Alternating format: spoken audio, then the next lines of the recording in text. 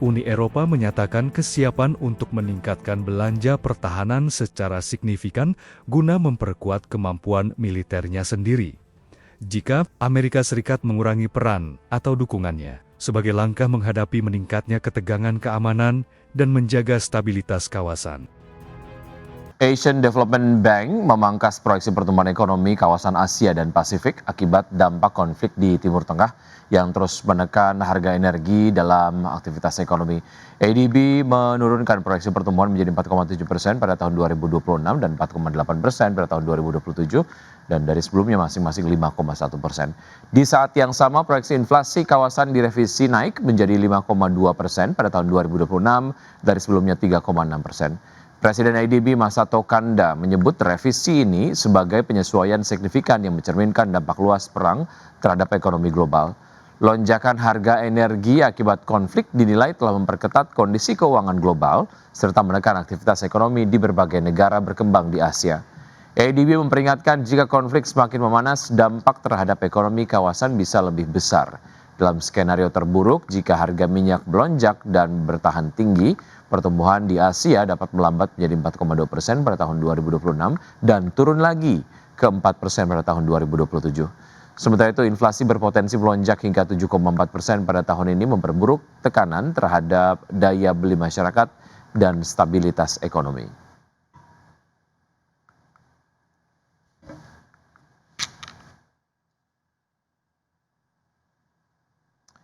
Ya, selanjutnya pemirsa update dari bursa global dari Wall Street yang berakhir variatif pada perangan di hari Rabu di tengah tekanan dari lonjakan harga minyak, kebijakan The Fed terbaru yang memutuskan untuk mempertahankan suku bunga, serta rilis laporan keuangan sejumlah raksasa teknologi. Data selengkapnya di perangan di hari Rabu, Dow Jones Industrial Average yang ditutup melemah 0,57% ke level 48.861. Kemudian indeks S&P 500 yang turun tipis 0,04% ke 7.135 dan Nasdaq Composite yang masih mampu menguat 0,04% tipis saja ke level 24.673.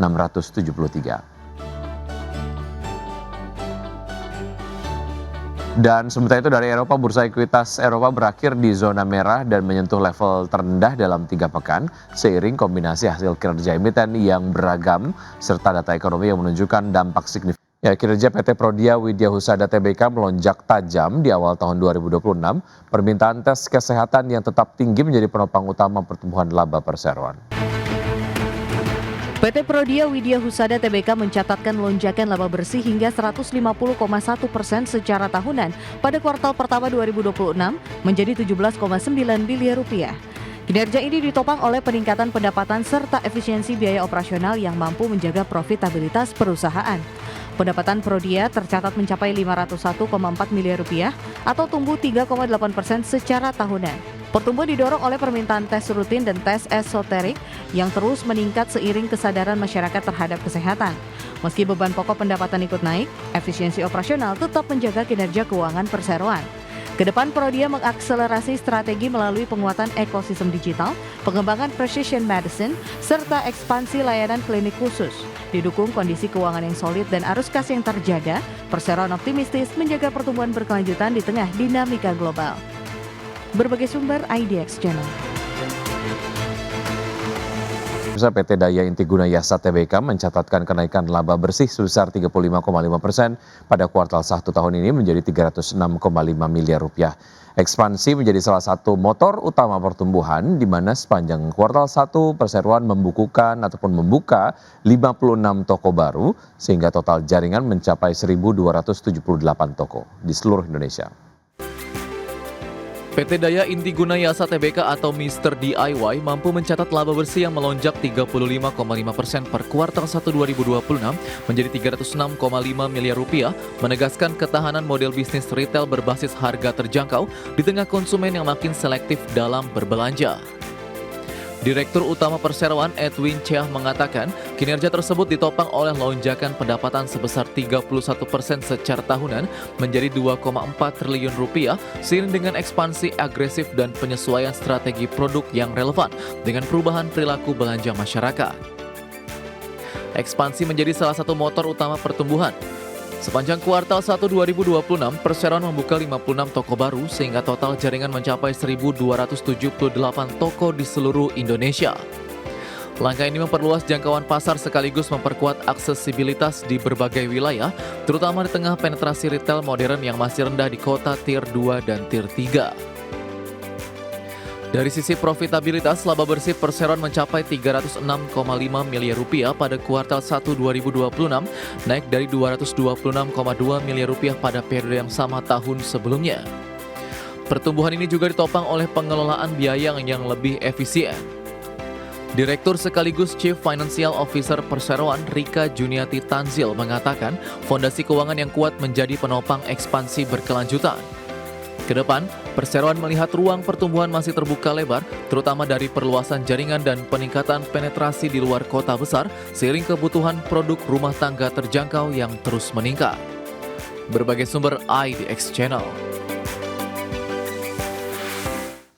PT Era Media Sejahtera Tbk membukukan lonjakan laba bersih pada kuartal 1 2026 di tengah pendapatan yang relatif stagnan. Perseroan mencatatkan laba neto tahun berjalan sebesar Rp4,32 miliar, melonjak 246,23% dibandingkan dengan periode yang sama di tahun sebelumnya. Kinerja positif ini ditopang oleh strategi efisiensi serta kontribusi pendapatan lain-lain. Secara lebih rinci, laba neto yang diatribusikan kepada pemilik entitas induk mencapai Rp7,59 miliar, meningkat signifikan dari kuartal 1 2025. Dari sisi operasional, segmen periklanan masih menjadi kontributor utama dengan pendapatan Rp26,97 miliar. Perseroan juga mulai memetik kontribusi dari lini bisnis merchandise sebesar Rp2,07 miliar, serta acara dan pameran senilai Rp1,32 miliar. Sebaliknya, segmen jasa konsultasi mengalami penurunan tajam dengan pendapatan hanya Rp382,58 juta. Presiden Prabowo Subianto meresmikan peletakan batu pertama atau groundbreaking bagi 13 proyek hilirisasi tahap kedua. Total nilai investasi yang dikucurkan untuk 13 proyek hilirisasi ini mencapai angka Rp116 triliun. Presiden Prabowo Subianto meresmikan peletakan batu pertama atau groundbreaking bagi 13 proyek hilirisasi tahap kedua yang tersebar di berbagai wilayah Indonesia. Peresmian yang mencakup sektor energi hingga pertanian ini dipusatkan di Cilacap, Jawa Tengah sebagai bagian dari upaya penguatan ekonomi nasional. Presiden menegaskan proyek-proyek strategis tersebut direncanakan untuk memperkuat kemandirian industri dalam negeri melalui pengolahan bahan mentah. Total nilai investasi yang dikucurkan untuk 13 proyek hilirisasi pada tahap 2 ini mencapai angka Rp116 triliun. Proyek tersebut meliputi pembangunan fasilitas kilang gas lain, pembangkit tangki penyimpanan BBM, pembangunan fasilitas pengolahan batu bara menjadi DMI, pengembangan ekosistem dan produksi aspal buton, hingga hilirisasi tambang dan emas, serta pengolahan minyak sawit menjadi produk oleh food dan biodiesel. Yaitu groundbreaking hilirisasi tahap kedua yang mencakup 13 proyek strategis hilirisasi senilai kurang lebih Rp116 triliun, meliputi 5 proyek di sektor energi, 5 proyek di sektor mineral, 3 proyek di sektor pertanian. Presiden memastikan groundbreaking proyek hilirisasi tidak akan berhenti pada tahap kedua. Penambahan proyek serupa telah masuk dalam perencanaan pemerintah untuk direalisasikan dalam waktu dekat. Tim Liputan IDX Channel.